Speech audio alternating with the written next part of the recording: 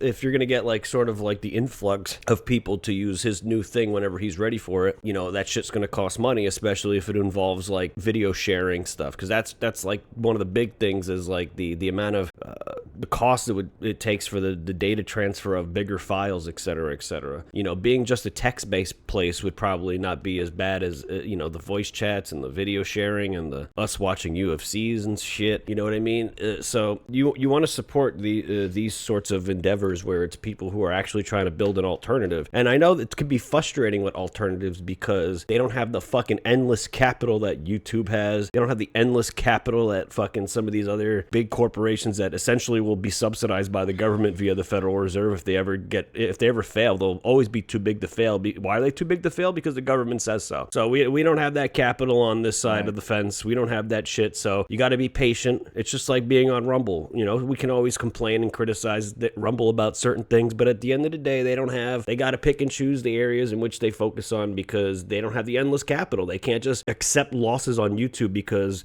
Alphabet basically is a monopoly and can refocus funds elsewhere and just take the loss. Like, the company's got to make money. And people have to understand, in order to make money, it requires support. So, you know, I always say that if you're subscribed to like Disney Plus and Peacock and all this bullshit and you hardly ever use it, to give that money to somewhere else, like Tom be putting in, you